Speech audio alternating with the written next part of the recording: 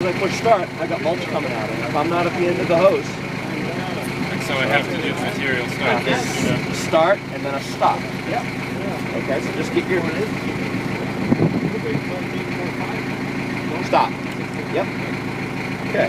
Now you have everything here. Yep. That's it. So we're going to pretend we're out at the end of the hose, and without throttling it up, we know that we're going to do what with the throttle?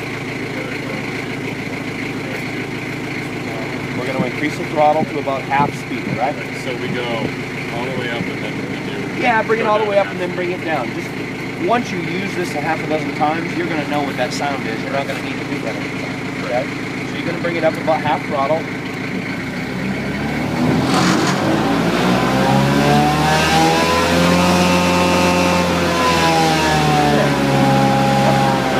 Great. Yep. Increase the floor. Nope. We're going to start our material. Remember we push stop? Start, yep. And then give it a second, okay? The airlock's moving, we know everything's moving. We got a little bit of mulch trickled out because of anything that's still in there. Right. Okay, now we've got no mulch coming out. We're then going to do this, right? 5 clicks. At 5 seconds. Yep. Your floor's moving. I normally would do it for 5 seconds to start out, okay, rather than 5 clicks. So just 1, 2, 3, 4, 5. Okay? That's a good starting point. The floor's moving, you're being mulch. You're then going to give it 30 to 45 seconds. Right. Okay, and you're going to feel what that mulch volume is coming out the end of the hose. You're going to say, geez, it's not a lot of air, not a lot of material. Right. Well, at that point, you can make a decision. Do you want your floor to go faster? Do you want more mulch? Or do you just want less air for that volume of mulch? Because you don't want to be blowing, so much mulch that you can't keep up with it. Right. You've got to rake your mulch after, then you're putting it on too fast. Right. You're going too fast. You should be able to move that hose like this at a nice even speed. Get a nice clean layer without having to go back to rake. Right. And again, if you're going not fast enough, just take this and give it a few more clicks. 1, 2, 3. Give it 30 to 45 seconds to kind of catch up. Alright? Okay, yep, that's enough. Turn the engine speed down. I feel like I need more air. It's starting to come by. Alright? Just increase the throttle. Oh, go the other way. Alright, so.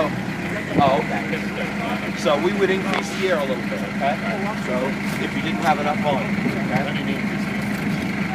What's that? Pretending to increase. Yeah, pretending to increase the air if you found that it was coming out pumping. Alright, so you've increased the floor to the point where you've got a good volume of mulch, but you feel like it's really pumping. Bring your air up a little bit to match that. Alright? Bring it up now. When you shut it down, obviously, you always stop your material first before you throttle your engine down, because you're trying to empty the hose first. So we're at the end of the hose, we're blowing. Alright, we're at the end of our bed, stop. Wait for the hose to empty, throttle down. It's about 1.5 seconds to 2 seconds per 50 feet of hose. So if you're doing a little tree ring that's too big, it's tricky.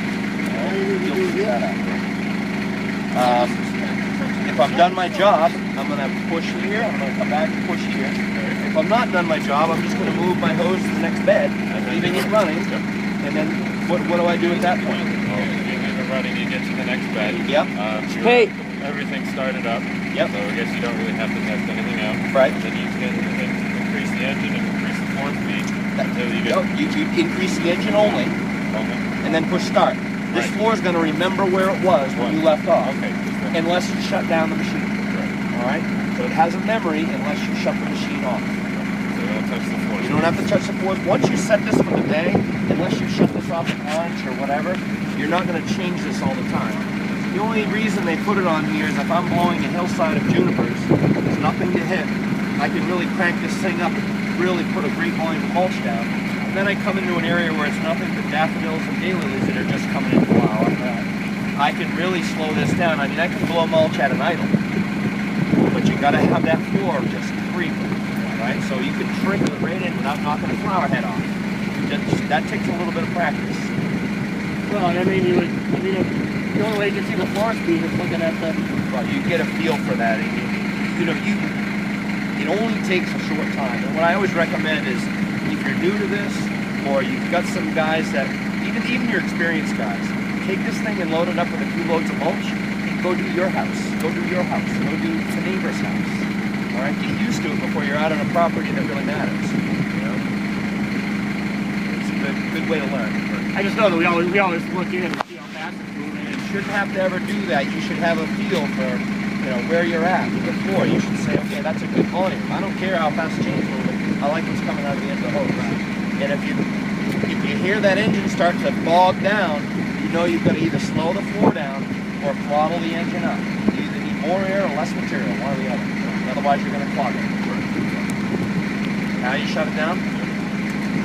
Stop. Yep. Stop. Yep. Press this. Yep. Then come back here. Get the other one. Just push it in. Yep. That's it. That's your hour meter right there. There's an hour meter right there. Yep. Is that it, Chris? My arms are tired. Pretty well there.